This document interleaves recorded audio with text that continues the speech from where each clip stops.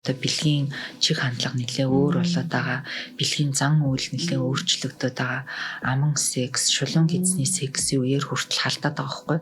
Ийм олон замаар халдаад байгаа учраас ер нь тэр вирус хүний биед одоо орхоос өмнө сэргийлэх гэж үзээд 11-ээс 9-өөс 14 наснд ер нь хийхийг одоо улс орнууд зөвлөж байгаа.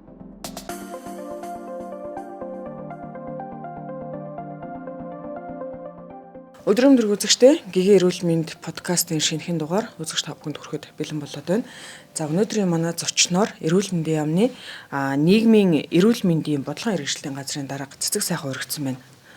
Өдрөм дөрөв танд. Өдрийн мэнд. Баярлалаа. Бидэнд бас урилгын маань хүлээн авч хүрэлцээрсэн дүнд хэрэг баярлалаа. Өрсөнд баярлалаа. Таны хувьд бол анагаах ухааны доктор одоо хавдар судлалаар илүү их одоо олон ажил хийсэн гэж би бол одоо хардаг тий. Тэгэхээр хоёулангийн өнөөдрийн ярилцах сэдв эхлээд би тантай юу гэрээ гэж бодож байна. Яг одоо нөгөө вакцинтай холбоотой таныг бас яг хавдар болгон тий вакцин гэдэг ингээд ийм олон одоо чиглэлээр судалгаа юм хийцэн гадны улс оронд ч гэсэн маш их ажилласан хүн гэж би хувьдаа хараад идэгин. Тэгээд яг өнөөдөр бол вакцинтай холбоотой асуудал хоёулаа иргэдэд бас яг нөгөө зөв ойлголт өгөх талаас нь ярил ямар вэ гэж бодож байна. Вакцин гэхээр одоо манайханд бол ихэвчлэн л ер нь бол нөгөө буруу ойлголт дийлэнх болчиход байна тий. Тэгэхээр вакцин гэж ер нь яг юу юм бэ тий? Яагаад тэр вакциныг хийх ёстой юм бэ гэдгээс нь хоёулаа ярих эхлүүл болох болов. За вакцин бол ер нь бол одоо анагаах ухааны түүхэнд гарсан хамгийн том ололт амжилтын нэг гэж үздэг. Ягаад гэвэл вакцин байгаагүй үед бол манай одоо хүн амын нас оролт ямар өндөр байлаа. Ялангуяа хүүхдийн нас оролт маш өндөр байсан. Тэгээ вакцин нээснээс хойш одоо энэ ололт амжилт гарснаас хойш бол хүүхдийн нас оролт маш их буурсан. Тэгээ хүмүүсийн дундаж насжилт одоо нэмэгдсэний гол одоо амжилтын нэг нь бол вакцинтай яхаарахгүй холбоотой. Тэгэхээр энэ вакцин маань яадаг вэ гэхээр ер нь бол одоо хүний биед чинь маш олон тооны вирус, бактери ер нь бол гаднаас орж ирдэг. Тэр дотроос хамгийн зөнхлөн тохиолдож байгаа гол одоо өвчлүүдээс сэргийлэх тэр нян юм уу вирус одоо өвчин үсгчийг ялгаж аваад тэрэнд нь сэргийлсэн одоо тэр биетийг нь өчүүхэн бага хэмжээгээр хүний биед одоо тарьж хүний дархлааны эсүүдийг бэлтгэж байгаа гэсэн үг л дээ. Урьдчилаад бэлтгэж байгаа гэсэн үг. Тэгэхээр яаж ийна гэхээр энгийн үгээр тайлбарлах юм бол хүний биед одоо тэр жижигхэн вирусыг маш өчүүхэн хэмжээгээр идэвхгүй болгоод тарьчаар хүний эсүүд маань одоо хүний бие маань хамгаалтын эсүүд маань бэлэн болцсон. Тэрнийг урьдчилаад таниад устгаас сурцсан байдаг гэсэн үг. Тэгээд дараа нь одоо тодорхой хугацааны дараа олон жилийн дараа ч юм уу тэр вирус хүний биед ороход аль үшээ нөгөө дархлааны систем маань бэлэн болцсон, таньсан. Энэ гадны биет байна гэдгийг маш хурдан одоо олж илрүүлээд устгах боломжтой болж байна л гэсэн үг хамгийн энгийн үгээр тайлбарлахаар тий. Тэгэхээр манайхан ч нэг буцаага тэр өвчний та нарт тарьдаг штэ гэл ингээл нэг ойлголт яваад идэг аюулгүй байгаа тэр вирусыг л бид нар одоо маш өчүүхэн хэмжээгээр идэвхгүй болгоод тий хүний биеийг бэлэн болох гол уг нь бол бэлтэж байгаа гэсэн үг байна. Уг нь бол тийм. Тэгээ одоо манайх нэг вакцины дархлаажуулалтын тухай хуультай шүү дээ тий. Эндээ ялангуяа одоо нэг насанд нь таригдах хэвээр энэ вакцинуудыг хийгээ явдаг. Одоо ингээд ер нь ингээд хараад хахад ээжүүдийн дунд товлолт вакцины хүүхдтэд хийлгэхгүй тохиолдол яг өндөр идэг юм лээ.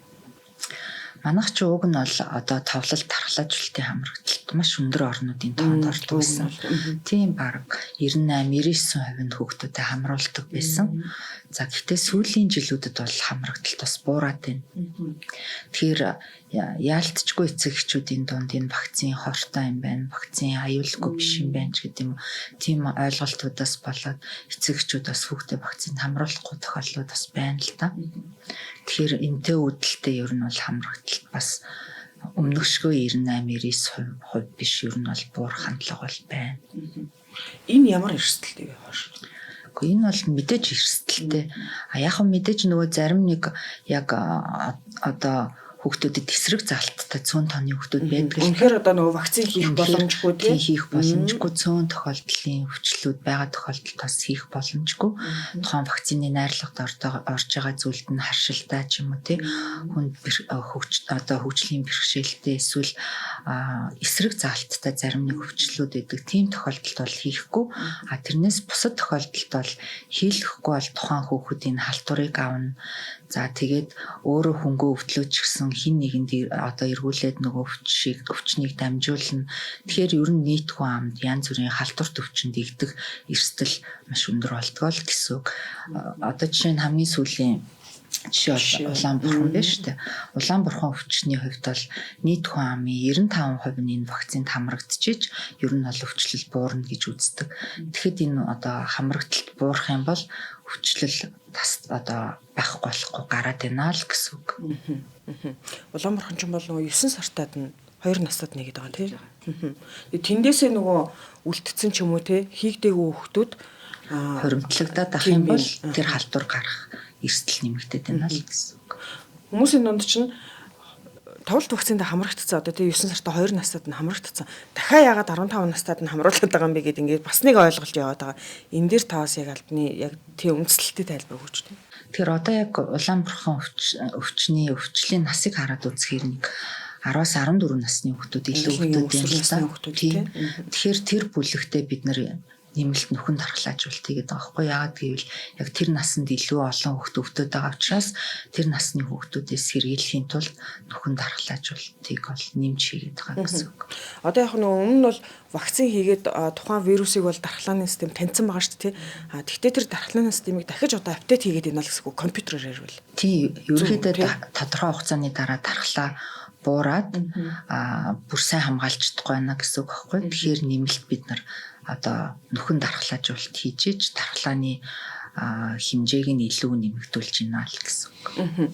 За энэ асуултын араас яг юу одоо олон нийтэд гардаг вэ гэхээр чанаргүй вакцины төвлөлт тухай хийсэн юм уу гэдэг яриа гардаг тийм.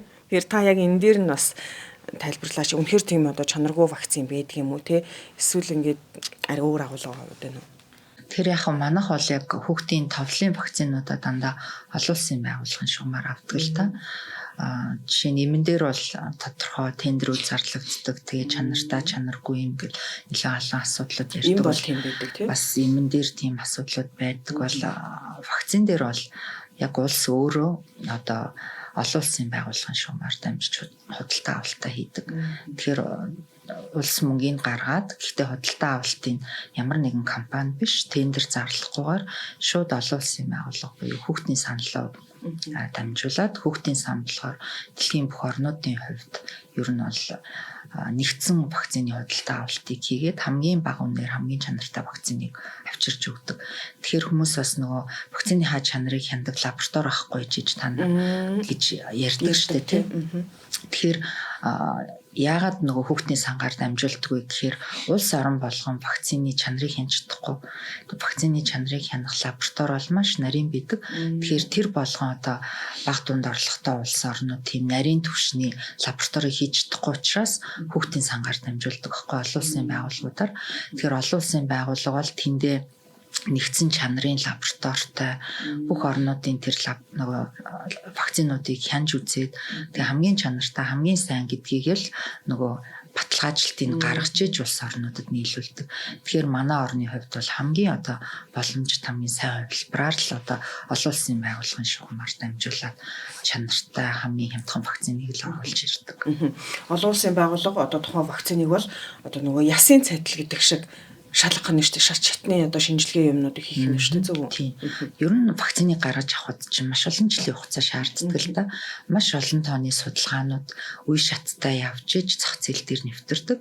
За зах зээлд нэвтрүүлэхийн тулд маш олон судалгаанууд хийсний дараа Дэлхийн эрүүл мэндийн байгууллага холбогдох маш олон байгууллагууд шат шаттай шалгаж иж аль биесээр зөвшөөрдөг. За тэгээ зөвшөөрснийхаа дараа улс орнууд руу нийлүүлэхийн тулд ч гэсэн одоо цоврал сээр болгон дээр нь шинжилгээнүүдийн энэ болгоныг нарийн лабораториуд үнэлгээ хийж үр дүнгийн шалгаж иж зах зээл дээр гаргаж нийлүүлэгдэж байгаа. Тэгэхээр ер нь бол маш олон тооны шат амжилга шалгалт шинжилгээнүүдийг даваал ирж байгаа одоо вакцин гэсэн үг тийм. Вакцины худалдаа авалтан дээр манайхан одоо магадгүй дотоодын компани ордог учраас энд мапа явах үндэслэлтэй гэж нэг талдаа хардаад идэг юм шиг үлээ. Тэгвэл манай дотоодын одоо ямар нэгэн бизнесийн байгууллага орох бүр ямарч боломжгүй юм биш үү?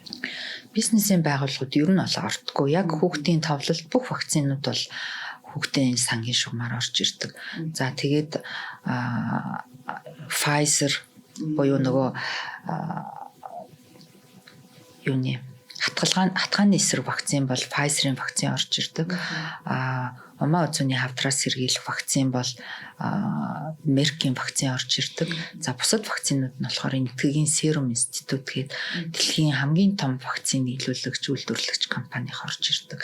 Гэтэ жил болгон бас үйлдвэрлэгч нар нь өөр байдаг л да. Яагаад гэвэл бид нар одоо өөрийнхөө орны хэмжээнд манад ийм тооны ийм вакцин хэрэгтэй байна. Ийм вакцин хэрэгтэй байна гэдэг тоо хэмжээгээ бид нар олон улсын байгууллага захиалгаа өгнө.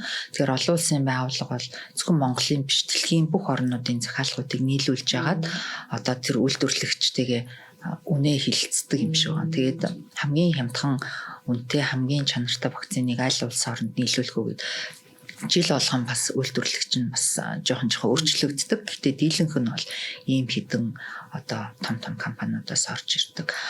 Бүр цөөн тооны зарим нэг вакциныг бол тендерээр зарлж авдаг. Жишээ нь тухайлбал галзуугийн вакцин ч гэдэг юм уу тий. Нодлон бол жишээ нь таргуун дахлын вакцин ч гэдэг юм уу. Цөөхөн тооны нийт хүн амд хэрэгэлдэггүй маш ховор тохиолддог өвчний нэг цөөхөн вакцинуудыг бол зах зээлийн шугамаараа тендер зарлаад авдаг. Тийм цөөхөн. Энтхэг гэж ярьлаа. Энтхэг бол одоо эрүүл мэндийн эмийн болон тий одоо энэ вакцин үйлдвэрлэлээр одоо дэлхийд хамгийн хямд одоо өртгөр гэх юм уу тий одоо хүний нөөцийн тийм хямд өртгөр маш олон тоогоор тэгтээ чанартай үйлдвэрлэдэг улс гэж би бол сонсч ирсэн. Гэтэл манай иргэдийн дунд энтхэг бол ядуу буруу улс тий.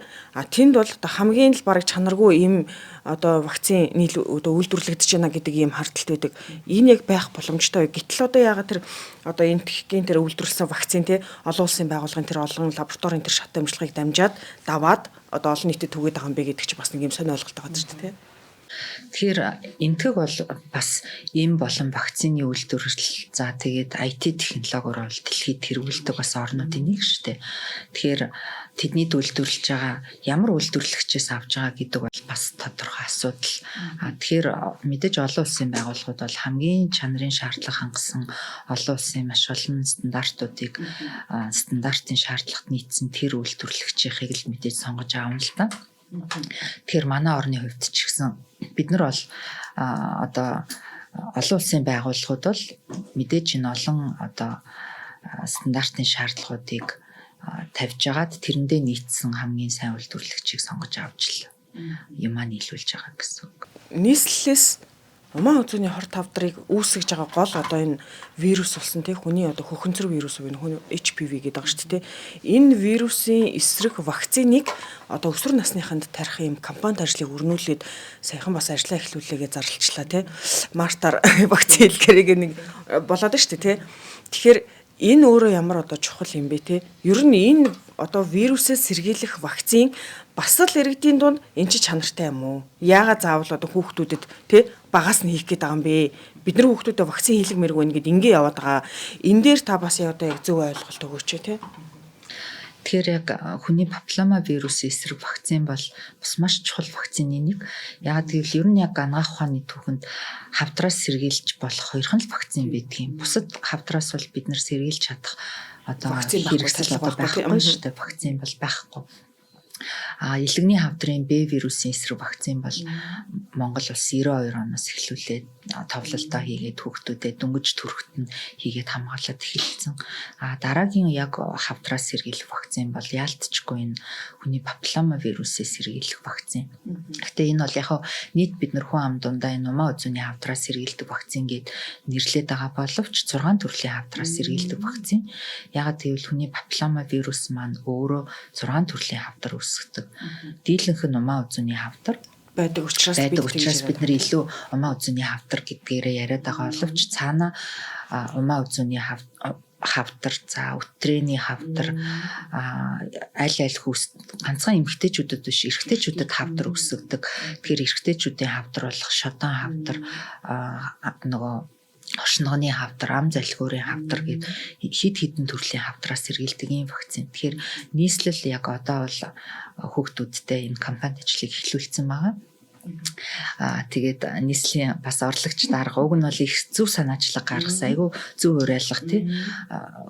Эмэгтэйчүүдэд цэцэг өгөөд нэг богинохон настай юм өгчээснээс илүү насан туршийн хамгаалалт болох хэрэгтэй хөрөнгө оруулалт, хэрэгтэй бэлэг өгөөч гэдэг уг нь бол маш зөв уриалга гаргасан. Тий. Тэгэхээр энэ вакциныг бол 2023 онд товлолт оруулсан. Тэгээ 24 оны 11 сараас эхлүүлээд 11 настай эрэгтэй эмэгтэй аль хүүсэнд нь аль хүүхдүүдтэй хийдэг болсон юм одоо вакцин байгаа. Энэ шин гэхдээ манайх бас нөгөө 10 гаруй жил баг 12 онд илүү хийж эхэлсэн тий. Манайх ч 2012 онд хийж эхэлсэн. За 12 онд бол яг нөгөө вакциныг шууд нэвтрүүлж чадахгүй тухайн үед бас энэ вакцин маш шүнтэй исэн. Тийм учраас одоо эхний ээлжинд бид нэг 2 дүүргээ хамгийн өвчлөл өндөртэй 2 дүүрэг 2 аймагаас сонгож аваад өмнө говь сэлэн гэдэг 2 дүүргээ сонгож аваад нэг 10,000 орчим охтуудад хийжсэн. Тэгээд уг нь бол шат дараатай явах хэрэгтэй байсан. 2 дүүрэг 2 аймагаас эхлүүлээд дараагийн ээлжинд нь аймаг дүүргээ нэмээд тэгээд ингээд хэдэн жилийн дараа улсын хэмжээнд нэвтрүүлнэ гэж уг нь төлөвлөж явж исэн боловч тухайн үед одоо хэвлэл мэдээллээр нэлээд их сургууль мэдээллүүдийг гаргаад нэг хэсэгхэн эмэгтэйчүүд энэ вакцин чи маш аюултай манай охтуудыг баг өргөө болох гэж юм бүгдийг нь баг ингээд хом уртлаа устгах гэж юм гэдэг юм уу үндэсний аюулгүй байдал занал хийлж ин гэсэн ийм мэдээллүүд гаргаснаас болоод ерөнхийдөө энэ вакцины хөтөлбөр зогсож ирсэн. Одоо нөгөө тухайн үед 10,000 гаруй охт төр хийсэн гэж байна. Охин төр хийсэн гэж байна. Тэр охтуудын өнөөгийн нөхцөл байдал эргэж та мэдээж нөгөө судалдаг байх тийм. Танддаг байх тийм. Тийм мэдээж одоо вакцин хийлгэсэн эмэгтэйчүүдтэй 5 жилийн дараа нь 11 жилийн дараа бас судалгаануудыг хийсэн. Би жишээ нь өөрөө энэ вакциныг үнэлэх судалгааны одоо судлаачаар нь судалгааг ахалж ажиллаж исэн. Тэгэхээр 5 жилийн дараа ямар байна? 11 жилийн дараа ямар байна гэхэд вакцин бол маш үр дүнтэй байсан. Тэр охтоо ч одоо охин байгаад нас биеийн түрээд баг хүүхд гарах хугацаа болчихж байгаа гэдэг баг тий. Тэгээ одоо ч 23-аас 28 настай болсон гэсэн үг байхгүй. Тэгэхээр 11 жилийн дараа бид нөр үнэлэхэд 23-аас 28 настай болсон юмсан. За тэгээд хамгийн гол эцэгчүүд айгаад байгаа зүйл бол өргөө болгодог гэдэг асуудал байсан. Тийм учраас бид нар тэр эмэгтэйчүүдээс жирэмслэл төрөлтийнх нь одоо төрөлтийн асуудлуудыг нэлээд бас нарийн судалж үзсэн. За ингээд үзэхэд бол вакцин хийлгээгүй насных нь хүмүүстэй бол ямар ч ялгаагүй. Жирэмслэлт төрөлт нь бол яг ижилхэн хэвийн одоо вакцин хийлгэсэн эмэгтэйчүүдийн 60% нь төрсөн, 70% нь жирэмсэлсэн гэсэн үр дүнтэй байсан. Тэгэхээр яг нөгөө ижилхэн насны эмэгтэйчүүдтэйгээ харьцуулахад яг ижилхэн үр дүнтэй байсан. Харин эсвэргээрээ нөгөө вакцин хийлгээгүй эмэгтэйчүүдийн дунд тэр хүний папиллома вирусын 16 дахь хэв шинж гэдэг бол хамгийн аюултай хэв шинж, хамгийн хавдар үүсгдэг, хамгийн өндөр эрсдэлтэй энэ хэв шинж бол бүр 8 дахин өндөр байсан. Тэгэхэд вакцин хийлгэсэн эмэгтэйчүүдэд энэ халдвар бүр нэг ч илрээгүй, бүр байхгүйсэн. Тэгэхээр энэ маань бол маш үр дүнтэй байна гэдгийг харуулж байгаа. Нөгөө талаас бусад оронд хийж байгаа судалгаануудтай ижилхэн үр дүн байсан. Тэгэхээр бид нар ганцхан Монгол хийгээд байгаа биш ш. Дэлхийн бүх улс орнууд 170 улс орн. Тийм баг 160-70 улс орн бол энэ вакциныг хийж байгаа. За тэгээд юугаар бол хамгийн анх бол 2006 оноос хийж эхэлсэн шүү дээ. Тэгэхээр бараг 20 жилийн вакцины хийцэн байгаа хгүй. Тэгэхээр 20 жилийн турш хийсэн бусад орнуудад хийсэн судалгаанууд бол яг ижлэхэн үр дүнтэй. Одоо зарим улс орнууд бол бүр умаа үзүүний хавдраа устгалаа гэдгээ зарлах гээд байгаа шүү дээ. 2030 он гэхэд жишээ нь Австрали бол умаа үзүүний хавдраа устгасан анхны орн болно гэдэг том зорилттой явж байгаа. За саяхан гарсан судалгаагаар бол Шведэд вакцин хийлгэсэн насны эмэгтэйчүүдэд нэг ч умаа үзүү хавдар илэрсэнгүй гэдэг зүйлээ бас зарлж байна. Шотланд бас одоо вакцин хийлгэсэн охтуудад умаа үзүүний хавдар нэг ч илэрсэнгүй буюу zero cervical cancer гэдгийг бүр зарлаад явж байгаа хгүй. Тэгэхээр улс орнуудын хувьд бол ийм амжилттай явж байгаа. Тийм байна. Энэ бол ерөөсөө л вакцины үр дүн. Энэ бол вакцины үр дүн. Тэгээд саяхан бас өчигдөр чи яг нөгөө олон улсын папиллома вирусын халдварын эсрэг анхаарал хандуулах өдөр болсон байхгүй.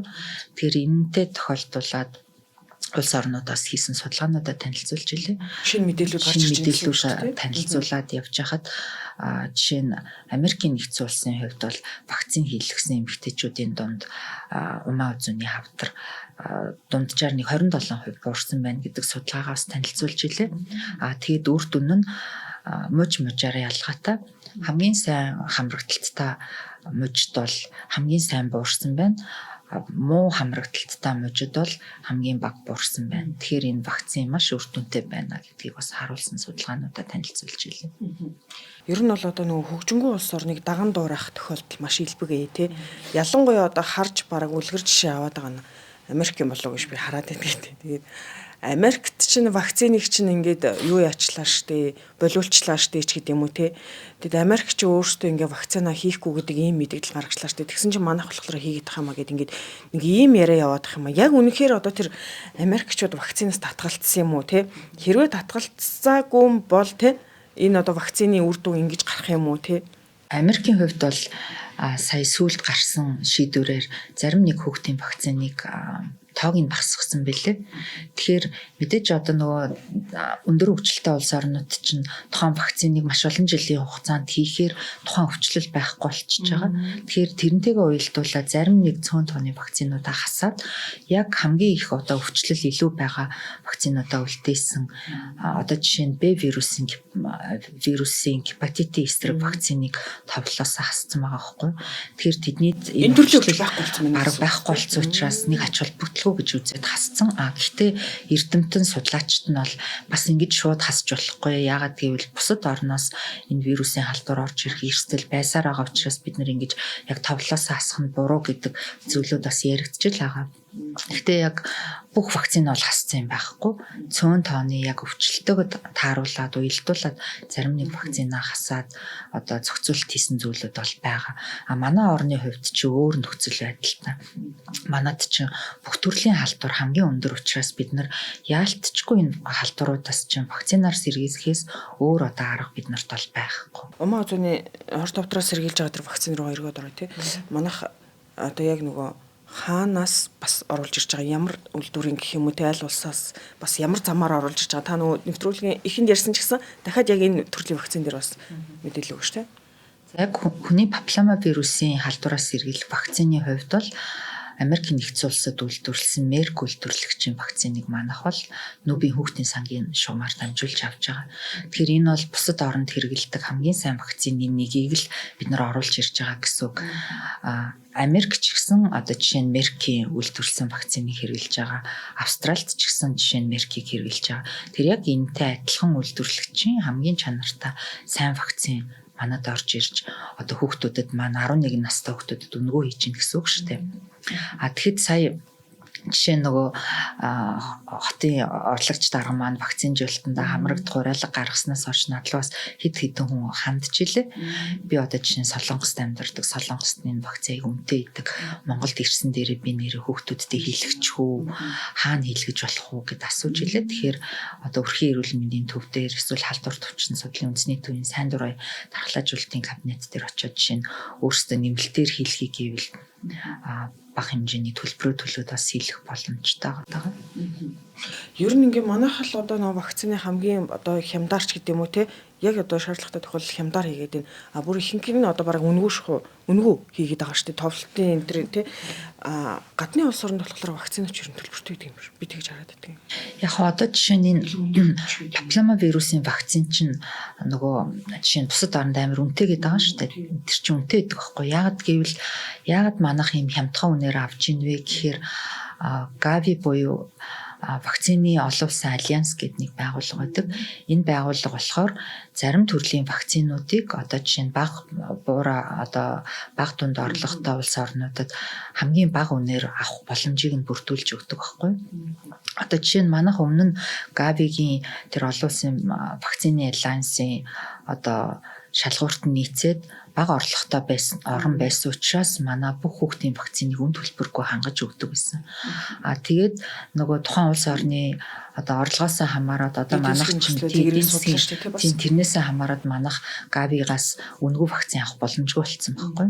Гэхдээ тэр улс орнуудаа бас Gavi хамгийн бага үнээр авах боломжийг бүрдүүлж өгдөг. Тэгэхээр одоохондоо манай улс бол тэр одоо зохицуултын шугамар энэ папиллома вирусын эсрэг вакциныг хамгийн хямдхан буюу $4.5 авч байгаа гэсэн үг. Тэгэхээр ийм бага үнээр улс одоо энэ вакцины чинь Монгол улсын засгийн газар мөнгөний төлж байгаа шүү дээ. Мөнгөний төлөөд гэхдээ олон улсын байгууллагаар хүүхдийн сангаар дамжуулаад хамгийн хямдхан үнээр бид нар олж авч байгаа. Тэгэхэд тэр вакциныг бол жишээ нь Америкийн нэгдсэн улс, Австрали эднэрт бол илүү өндөр үнээр өгдөг байхгүй. Яагаад гэвэл мэдээж одоо нөгөө үйлдвэрлэгчийн бизнесээ амжилттай байлгахын тулд орлого ихтэй орноос арай өндөр үнээр зарад орлого багатай орнуудад арай хямдхан үнээр зарж иж ингэж ядахтай ашиг нөхдөг учраас тэрэнд нь тааруулаад одоо ийм зохицуултууд байдаг. Тийм болохоор бид нар чинь уг нь бол айгүй бага үнээр хамгийн чанартай бусад оронд хэрэглэж байгаа яг адилхан вакциныг чанартай гэхдээ хямдхан үнээр аваад байгаа гэсэн үг. Энэ чинь нэг бас нэг буруу орны бас нөгөө талаас нарах давуу тал юм да. Тийм бас нэг давуу тал аваад байгаа байхгүй тий. Ер нь дэш одоо нөгөө нэг хүн амын одоо нөгөө дотоодын нийт бүтээгдэхүүний одоо хэмжээ тий өсөө явчих юм бол манайх бас энээсээ гарчих нь шүү дээ. Ер нь бол тий улс орн чинь хөгжөөд байна, баяжаад байна. Танахаар тий та нар бусад орнуудтай адилхан зах зээлийн үнээрээ аваа. Тийм бэ. Тэгээс очих нь шүү дээ гэсэн үг. Одоо тэгэхээр бид нар жишээ нь одоо энэ Gavi-гийн шугамар авч байгаа үнийн зохицуулалт бол нэг 2 жилийн дараа ямар болохыг бид нар сайн мэдэхгүй. Тийм тохиолдолд хэрвээ танаа улс орны орлого хангалттай гэж үзэх юм бол зах зээлийн аншаараа аваа гэх юм бол бид нар тийм хямдхан оноор бас авч чадах уугүй юу гэдэг бас асуудлууд бол байгаа. Би таныг ингээд айгүй олон улсад айгүйх одоо ажилласан маш олон одоо энэ хурал зөвлөгөөнд ч гэсэн оролцоо явуулдаг. Ер нь одоо гадны улс орнууд вакцин дээр ер нь яг онцгойлж бас ямар зохицуултуудыг хийдэг. Иргэд нь бас ямар байр суурьтай бодолтой байдаг юм болов. Тэгээд ажиглагддаггүй танд ажиглагдахаар маш олон орнуудад вакциныг эсэргүүцэж байгаа зүйл бараг байдгүй. Манайхыг болохоор эсэргээрээ вакциныг эсэргүүцдэг хөдөлгөөн айгүй ихтэй гэдэг талаас нь айгүй их яриулдаг. Тэгэхээр бид нар бол бас нэг талаас айгүй муугийн жишээ байгаа байхгүй юу? Бусад оронд бол нийт хүн ам нь энэ вакцин бол маш хэрэгтэй. Тэгээ эмчнэрийнхаа яг эрүүл мэндийн салбарын хүмүүсийнхаа одоо зөвлөгөөг маш сайн дагдаг учраас ийм асуудлууд нэг гардггүй. Цөөхөн хэдэн оронд жишээ нь вакцин нэвтрүүлэхэд ийм асуудлууд гарсан юм билээ. Тэгэхээр одоо энэ вакцин чинь Африкийн нэлээд улс орнуудаас нэвтрүүлж чадаагүй үлдсэн байгаа. Тэгэхээр Африкийн улс орнуудад тулгамдж болох эрсдэл нь вакциныг эсэргүүцүүл яах вэ гэдэг тохиолдолд жишээ нь Монголын жишээг яриулж байгаа байхгүй.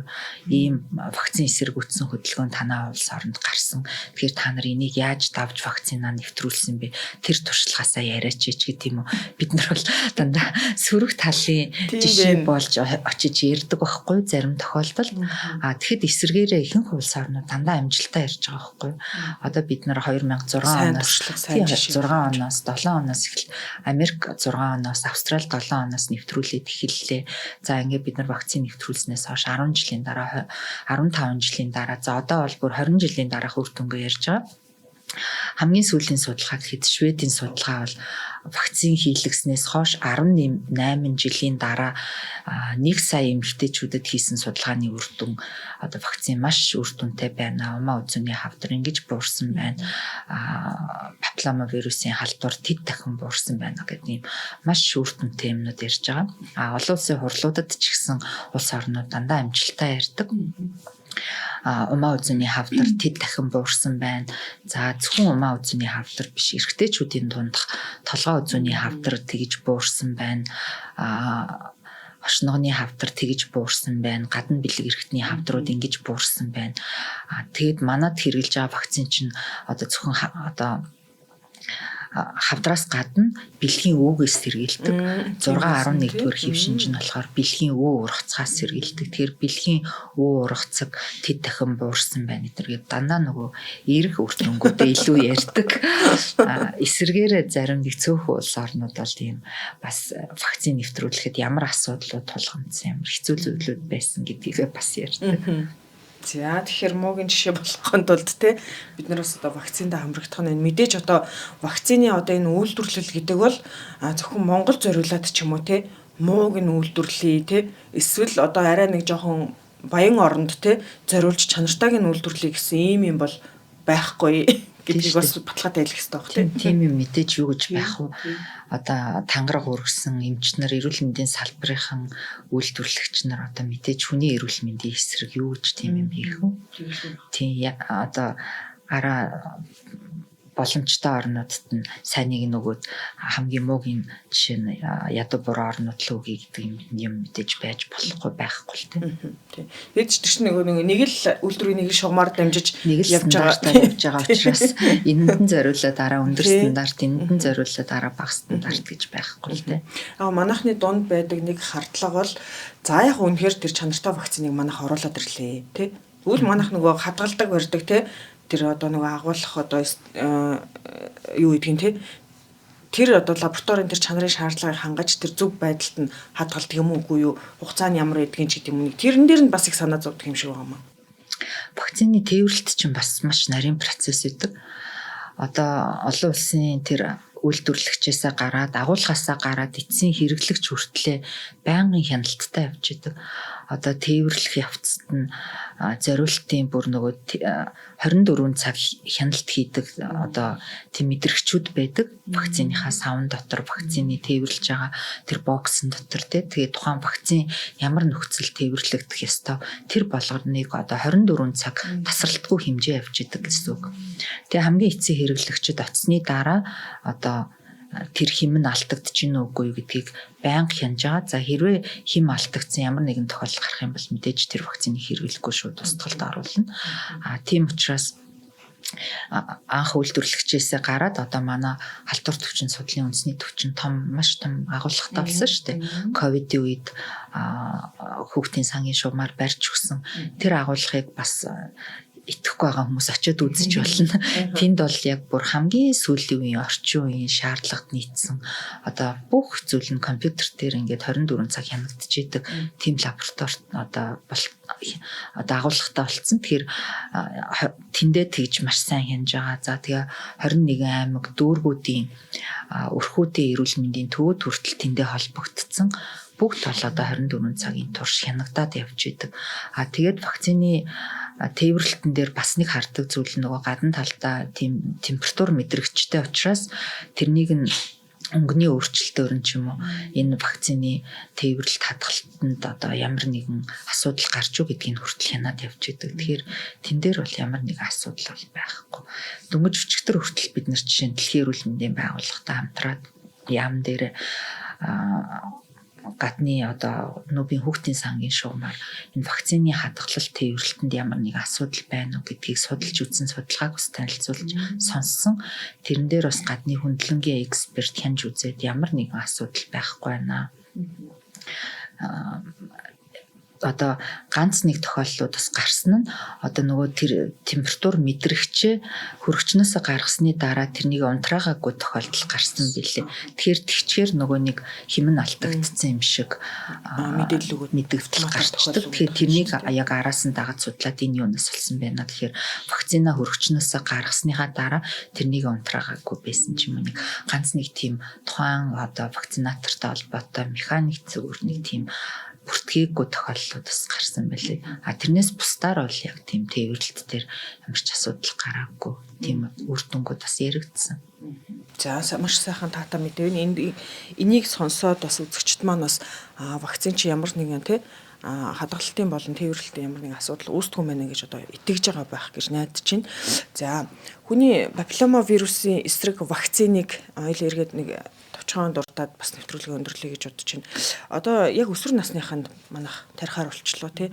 Яг хэн ямар тохиолдолд тий хүүхдүүд маань хийлгэх вэ тий. Тэгээд насаа одоо 11 нас өнгөрсөн ч юм уу тий арай хүрээгүй ч юм уу ийм хүүхдүүд хүрээгүй бол яг 11 насаа хүрээд хийлгэх юм байна. За 11 наснаас даваа явцсан хүүхдүүд яах юм бэ гэдэг. Та нэг вакцины яг хийлгэх юун дээр нэг жоох мэдээлэл өгч тий. Тэгэхээр одоо бол яг засгийн газрын тогтоолоор бол 11 настай эмэгтэй эрэгтэй хүүхдүүдэд бол сургууль суурилж хийж байгаа. За тэгэхээр энийг олон төлбөргүй хийж байгаа. За тэгээ 11-с дээш насны ер нь бол одоо 15 нас хүртэлх хүүхдүүдэд бүгдэнд нь төлбөргүйгээр хийж байгаа.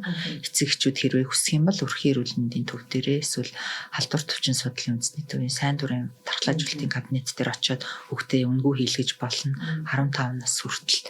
Тэрнээс дээш насны хүмүүс бол хийлгэж болно. Өөрсдөө нэмэлтээр бага хэмжээний төлбөрөө төлөөд нэг 23,000 төгрөг гэдэг баха. Төлбөрөө төлөөд хийлгэх боломжтой. Тэгэхээр маш олон эцэг эхчүүд бас эмэгтэйчүүд би өөртөө хийлгэж болох уу гэж асуудаг л да. Тийм. Тэгэхээр яг хоо дэлхийн эрүүл мэндийн байгууллагаас бол вакцины нас өнгөрцөн тохиолдолд өөрсдөө хүсэлтээрээ хэн ч хийлгэж болно. Заавал шинжилгээг шаардлагагүй гэж уг нь хэлдэг юм. Гэхдээ бид нар бол одоогийн яг жишээ нь 20 настай 30 настай би хийлгэж болох уу гэд хүмүүс асуухаар хүний папиллома вирусын халдвар байна уугүй юу нэг шинжилгээ өгчөөд хийлгээрэй гэдэг зөвлөгөө өгдөг. Тэгэхээр яагаад шинжилгээ өгчөөрэй гэдэг нь яг нөгөө тухайн үедээ вакцин хийлгэгчдэг. Тэгэхэд өмнө нь өөрөө жишээ нь халдвар авсан байх магадaltaй. Вакцины дараа асуудал үүсэх юм. Тэгэх юм бол би энэ вакцины чи хийлгчээд хахад би энэ халдвар авчлаа гэдэг ч юм уу. Тийм асуудал бас сүлд нь гарах эрсдэлтэй учраас ер нь шинжилгээ өгөөд байхгүй гэдгээ мэдснийхаа дараа хамгаалах үүднээсээ хийлгчээч гэдэг зөвлөгөөг ер нь бол өгч байгаа. Гэхдээ энэ вакцин чинь 4 хэв шинжээс хамгаалж байгаа. Одоо хавдар үүсгдэг 16, 18 гэдэг вирусын хэв шинж нь бол хамгийн өндөр хавдар үүсгдэг эрсдэлтэй. Нөгөө талаасаа 6, 11 гэдэг хэв шинж нь болохоор бэлгийн ургацэг үүсгдэг. Энэс сэргийлдэг. Тэгэхээр манад бас эмэгтэйчүүдийн дунд, эрэгтэйчүүдийн дунд ч гэсэн энэ бэлгийн ургацэг айгүй их байдаг. Тэгээд энэ ургацэг чинь одоо зөвхөн тухайн хүнээсээ гадна ээж төрж байгаа тохиолдолд төрөх замаар хүүхдэд бас дамжих эрсдэлтэй. Тэгэхээр хүүхдэд дамжсан тохиолдолд амьсгалын замын папилломатоз буюу одоо энэ амьсгалын хоолойд нь уушиг хүртэлгийн хоолойд нь маш жижиг тийм нөгөө ургацэг шиг юм одоо ургацдаг гэсэн. За жишээ нь зарим тохиолдолд нөгөө дууны хөвчин дээр нь ургацдаг. Тийм тохиолдолд хүүхдүүд амьсгалж чадахгүй болдог. Дууны хүч одоо юун дээр ургацсан тохиолдолд маш олон тооны хагалгаанд орох шаардлагатай болдог. Жишээ нь зарим хүмүүс бол одоо хүмүүс тэрнийг сайн мэддэггүй учраас эмчнэр бас нэг ярьдгүү. Эцэгчүүд юунаас болоод байгааг нь мэддэггүй. Гэхдээ эмнэлэгт хандж байгаа тийм тохиолдлууд маш бас илбэг байгаад байгаа.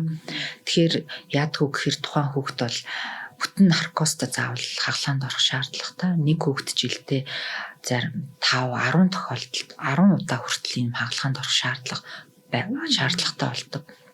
Яг л тэр ургацдаг чинь тэгээ нөгөөхийн механик аргаар хагалгаа хийж түүж авч байгаа байхгүй. Түүж аваад дахиад хэсэг хугацааны дараа ургаад амьсгалж чадхаа болчдөг. Тийм учраас нөгөө тактик папилломатоз гэж нэрлэдэг байгаа байхгүй.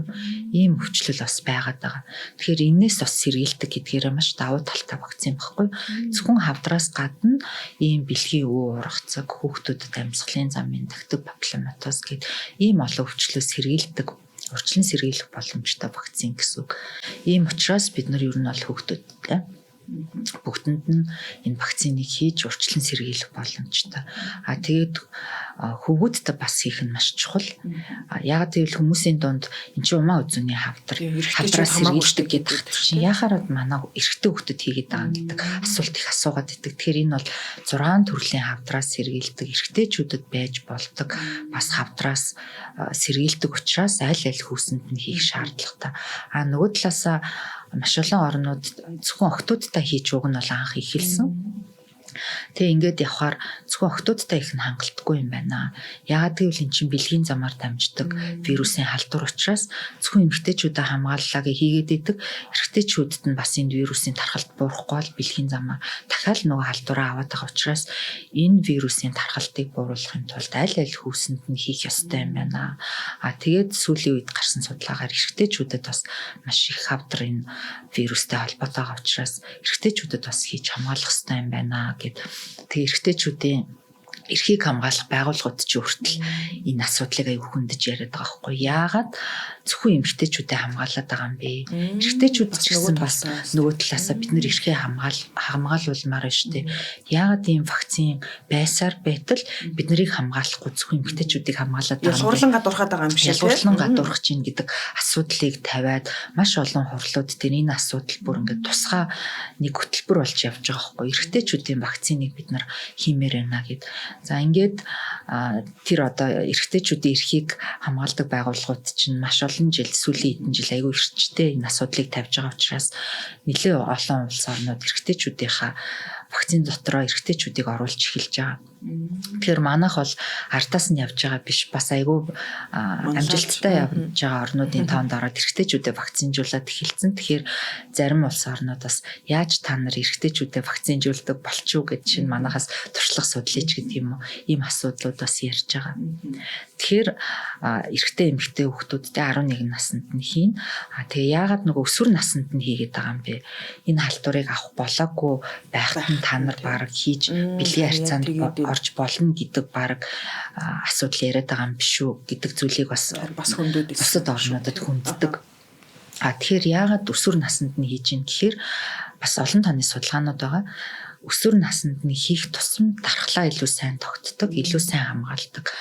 Тэгээд сүүлийн үед ч н одоо бэлгийн харьцаанд орж байгаа нас ус залуучууд байгаа. Тэгээд энэ вирус маань бас нэг зүйл нь болохоор зөвхөн одоо бэлгийн харьцаанд орсон тохиолдолд халддаг биш. Зөвхөн бэлэг эргэтэн орчим шүргэлцэд хүртэл халддаг вирус аахгүй. Тэгэхээр тухайн хүүхдүүд бэлгийн харьцаанд ороогүй байлаа ч гэсэн бэлэг эргэтэн орчмын арьсан шүргэлцэн эсвэл сүүлийн үед ч одоо бэлгийн чиг хандлага нэлээ өөр болоод байгаа. Бэлгийн зан үйл нэлээ өөрчлөгдөд байгаа. Аман секс, шулуун гидсний сексийн үеэр хүртэл халдаад байгаа байхгүй. Ийм олон замаар халдаад байгаа учраас ер нь тэр вирус хүний биед одоо орхоос өмнө сэргийлэх гэж үзээд 11-9-өөс 14 наснд ер нь хийхийг одоо улс орнууд зөвлөж байгаа. Тэгэхээр тэрнээсээ хамаарат улс орн болгон хэдэн наснд хийх вэ гэдгийг өөрсдөө шийдвэрээ гаргаж байгаа. За манай орны хувьд бол 11 насаа сонгоод хийцэн. Бусад орн бол 9-өөс 14 насны хүрээнд бол хүүхдүүдтэй хийж байгаа. Тэгэхээр вирустэй учрахаас өмнө буюу эрт хийх тусмаа нөгөө хүүхдүүд маань илүү хамгаалагдана, илүү сайн дархлаа тогтож байна, илүү хамгаалж байна гэдэг асуудлууд бас байгаа. Тэгээд эцэгчүүдийн бас нэг айдаг зүйл энэ вакцин чинь насан туршийн хамгаалалт болж чадж байгаа юм уу? Яг үнэхээр хамгаалах юм уу гэдэг аахгүй. Ард нь яг дархлаа яг үнэхээр тогтж байгаа юу гэдэг тийм удаан хугацаанд хамгаалж чадж гин үү гэдэг асуулт яриад байгаа. Тэгэхээр мэдээж вакцин бол 2006 оноос хийгдэж эхэлсэн. Одоо яг хийгдэж эхэлснээс хойш 20 жил дагаж судалж байгаа судалгаанууд явж байгаа. За хамгийн сүүлийн судалгаа бол 18 жилийн хугацаанд Шведийн судалгаа байгаа. Тэгэхээр хэдэн сая эмэгтэйчүүдийг дагаж судалгад 18 жилийн дараа бол маш сайн хамгаалагдсан хിവэрээ байна. Тархлаа тогтцсон өндөр хിവэрээ байна. Тэгэхээр эн чинь яг эд нөгөө тэр вирусын халдварыг авах насанд нь маш сайн хамгаалаад байна. Тэр вирусыг авахаас нь л бид нэр сэргийлэж чадчих юм бол урт хугацаанд тэр хүмүүс чинь тэр хавдраар өвдөхгүй байхгүй. Тэгэхээр энэ одоо вакцин бол маш сайн зорилттой хүрч байна.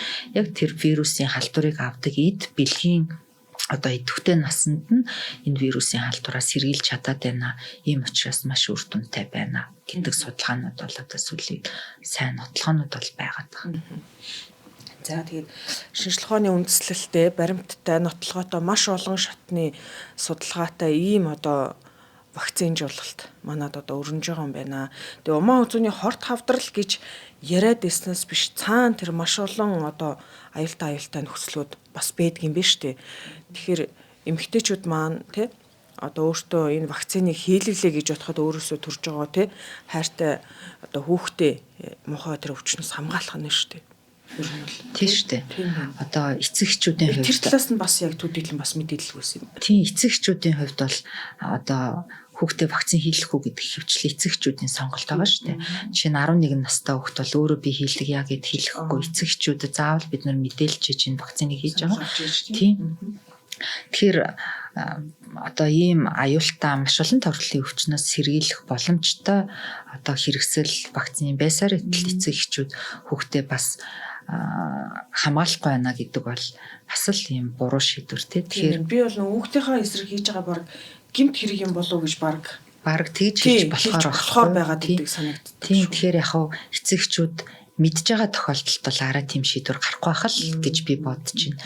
Тэгэхээр мэдээлэл бас хангалттай биш эсвэл буруу мэдээлэлд илүү автаад байгаа учраас хүмүүс тийм шийдвэр гаргаад зарим нэг хүмүүс эргэлзээд байгаа болов уу гэж бодоод байгаа. Тэрнээс биш яг үнэхээр мэдж байгаа эцэг их бол хүүхдийнхаа эсрэг араа эрүүл мэндийн эсрэг тийм юм хийхгүй илгүүтэй. Тэгээ бид нар бас нөгөө вакциныг нэвтрүүлээд явж байхдаа маш олон эцэгчүүдтэй уулзаж сургалтуудыг бас нэлийн хийсэн л дээ. Тэгээд анх бол ингээл эцэгчүүд маш эсэргүүцэл ингээд эргэлзэж орж ирдэг. Тэгээд ингээд бид нар мэдээж нөгөө шинжлэх ухааны нотлогоо бусад оронд хийсэн судалгаа маш олон зүйлийг яриад төгсний дараа үгүй ийм байсан юм уу? Ийм байсан бол баг ингээд бид нарт энэ мэдээллийг эртхэн өгчихгүй дээ. Тэгсэн бол ямар ч асуудал авахгүй бид нар одоо энэ вакцины чи хийлгэчихгүй байсан шүү дээ гэд. Ялангуяа нөгөө вакцин 24 онд анх нэвтрэхэд нэг ногоон цамцтай нэг эмэгтэй гарч ирэл энэ вакцин бол маш аюултай дотроо ийм юм хортой хүүхдээ юу абортны агуулсан хийдэг хөнгөн цагаантай баг мөнгө устай амар найрлагатай вакцин хийдэг гэл ийм мэдээлэл гараад тэгээд эцэгчүүдийн дунд маш их эргэлзээ үүссэн. Тэгээд тэрнийг одоо тайлах гэж бид нар маш олон тооны сургалтуудыг хийгээд эцэгчүүдтэй ингээ уулзаад ярихад бол эцэгчүүд ямар чухал вакцин бэ? Би ийм вакцин миний үед байсан байгаа болоосоо би тэгсэн бол өөртөө бас хийлгэх байсан шүү дээ. Гэт ингээд гардаг. Тэгэхээр энэ мэдээлэл аягүй сайн хэрэгцээтэй байгаа юм байна лээ. Тэг яг нөгөө ямар одоо байгууллагын те хин гэж хүний ч гэдэг юм уу те одоо хэлж байгаа мэдээллийг олж сонсох вэ гэдэг чинь маш чухал болчиход байна те. Тийм шүү дээ. Эргцүүлж бодож агаад найдвартай их усүрийн мэдээллээс их усүр одоо найдвартай их усүрээс мэдээлэл авах аягүй чухал л да. Мэдээж нөгөө интернетэд янз бүрийн мэдээллүүд байгаа. Тийм сайн хэдэн мянган мэдээлэл байгаа. Дотроос хүн нөгөө шүүлтүртэй аль нь одоо найдвартай их усүр вэ гэдгийг бас сайн ойлгож мэдгүй байгаа тохиолдлууд байгаа юм шиг байна. Баярлалаа танд. Вакцинтай холбоотой маш одоо дэлгэрэнгүй тэгээд маш энгийн ойлгомжтой мэдээлэл өгсөн тань үнэхээр их баярлалаа. Манай энэ ярилцлагыг үзсэн үзэгчд маань ч гэсэндээ вакцинтай холбоотой зөв ойлголтыг авсан байх гэж бодож байна. Бид бол одоо өнөө цагт те хин нэгэн хүний одоо цуурсан тэр цуурхал биш шинжлэх ухааны үндэслэлтэй мэдээлэл тэгээд өөрийнхөө амьдралын туршид одоо анагаах ухааны салбарт одоо үйл хэрэгэ зориулсан те ийм хүмүүсийнхаа мэдээллийг л одоо сонсохгүй юм бол одоо бид нэр эрүүл мэндэ хамгаалж чадахгүй үрхнэ. Тэгэхээр энэ мэдээллийг бусад олон хүнд бас түгээгээрээ тэгээд эрүүл мэндийн яамны нийгмийн эрүүл мэндийн бодлогын хэрэгжилтийн газрын дарга анагаах ухааны доктор Цэцэг Сайхандын бас үнэхээр их баярлалаа. Баярлалаа. Бас нийгэмд айгүй тулгымцсан асуудлыг гаргаж тавьж хүмүүст мэдээлэл өгөх боломж олгосонд маш их баярлалаа. Баярлалаа танд ажилтны амжилт хүсье. Баярлалаа. Гигийн эрүүл мэнд подкастын энэ удаагийн дугаар үзэгч та бүхэнд вакцинтай холбоотой яг одоо үнэн зөв бодит мэдээллийг бас хүргэлээ. Энэхүү ярилцлагыг бас арай өөр бодолтой эргэлзэж яваа, тэнэгэлзэж яваа энэ хүмүүст бас заавал үзүүлээрээ сонсгороо гэж бас хэлмээр байна. Ингээд анхаарлаа хандуулсан нийт үзэгчтэй баярлалаа.